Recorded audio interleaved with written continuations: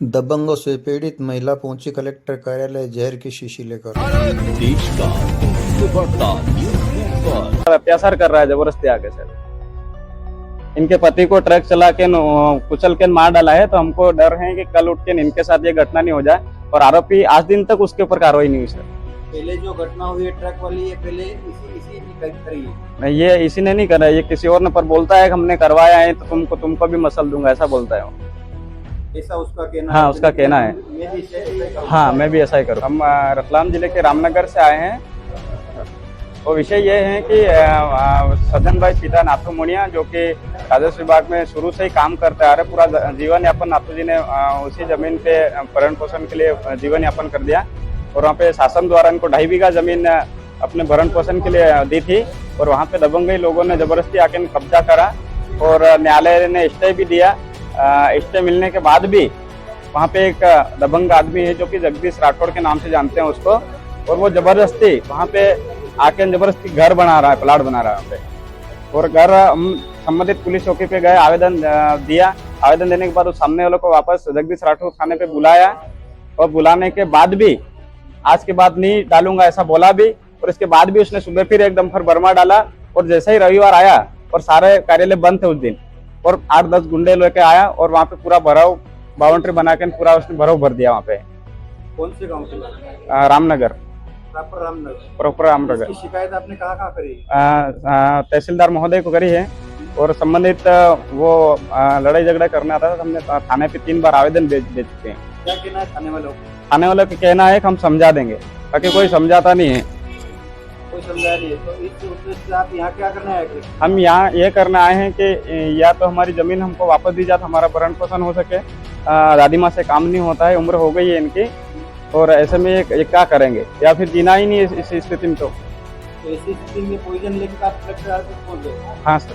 क्या कहा जी मोदी ने? एसडीएम महोदय ने बोला है कि मैं करवाता हूँ, पटवारी साहब को बुलाता हूँ, ऐसा बोला है।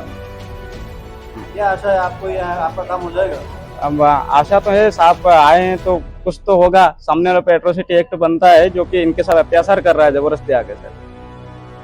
इनके पति को ट्रक चला के कुचल के मार डाला है, तो हमको डर है कि कल उठ के इनके साथ ये घटना नहीं हो जाए। और आरोपी आज दिन तक उसके ऊपर कार्रवाई नहीं हुई सर।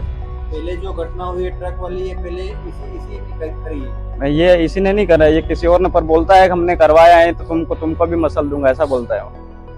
ऐसा उसका कहना है। हाँ, उसका कहना है। मैं भी ऐसा ही करूंगा। हाँ, मैं भी ऐसा ही करूँगा। क्या नाम है उसका? जगदीश राठौड़। उसके पास जमीन है? नहीं सर, उसके पीछे है, उधर घर है, पर वो अभी यहाँ रोड पे आना चाहता है फ्रंट से। कितने जमीन कितने बीघे की लड़ाई है? 2.5 बीघा जमीन। तो 2.5 बीघा वो कवर करना चाहता है। हाँ, नहीं, वो उसका प्लाट बना रहा है। हाँ, घर बना रहा है वो। घर बना। हाँ। आप कौन है साथ में जो ये? आप इनकी लड़की हो? चलो, आपका नाम क्या है? रोहन। और आप क्या है रिलेशन में? पिंटू मुनिया मेरी बहन लगती है। दोनों भाई बहन हो? हाँ। और ये ये हाँ, माता जी। आपकी मम्मी? हाँ, दादी माँ है। दादी माँ? हाँ। ठीक है।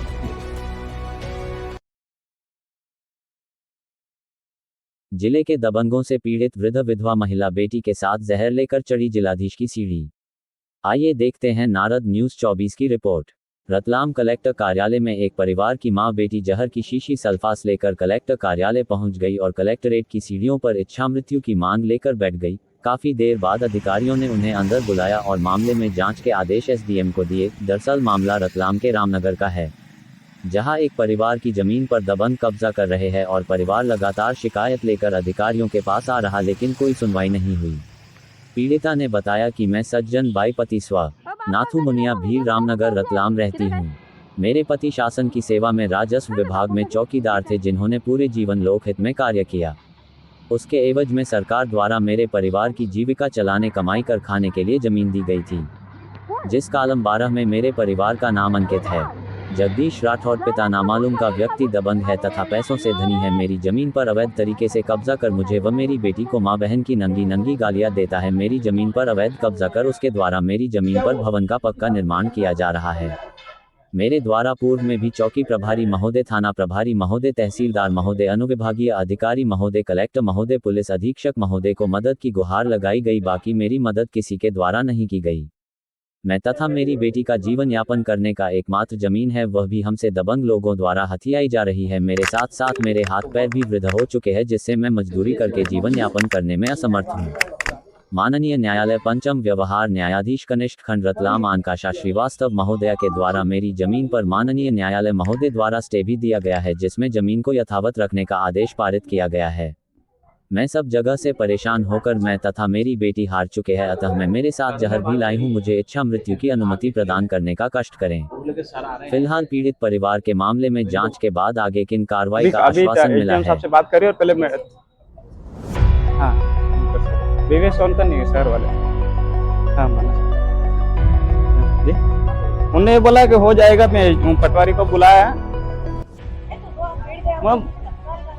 स्टे 2024 में मिला हुआ है और इसके बाद में उस आदमी ने काम चालू करा है। कई बार हम न्याय के लिए इधर उधर भटके हैं। साहब बोल रहे हैं कि आप जाओ न्यायालय में, हम एफआईआर तो हो सकती है ना। इनके साथ गाली गलौज कर रहा है सामने वाला आदमी, तो एट्रोसिटी बनती है, इनके अत्याचार हो रहा है एक तरफ से। हाँ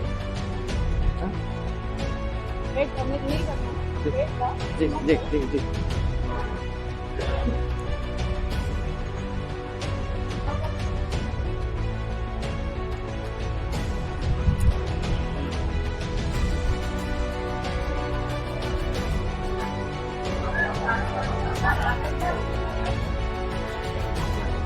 परेशान होकर बाहर बैठी थी, क्या कुछ मामला है और क्या उसका आश्वासन है? सज्जन भाई पति स्वर्गीय नाथू भील नाम से एक महिला यहाँ पर आई थी, 2 महिलाएं थी इनफैक्ट, और रामनगर की रहने वाली हैं वो, अनुबाग शहर क्षेत्र से।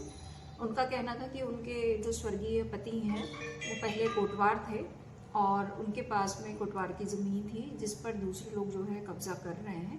इस संबंध में वो आवेदन के साथ में कुछ कोर्ट के आदेशों की कॉपी भी लेकर आई थी और उनका मानना था कि उनके फेवर में उन्हें स्थगन मिला हुआ है व्यवहार न्यायालय से।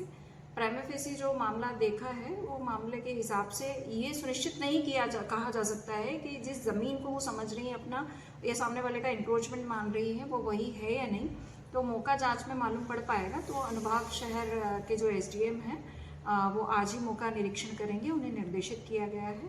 और जो कुछ चीज़ें वो लेकर आई थी खाने के लिए, जो इच्छा मृत्यु मांग रही थी, उनको सामने बैठाकर समझाया गया और बताया गया है कि मौके पर आज ही अधिकारी उपस्थित होंगे और कार्रवाई करेंगे।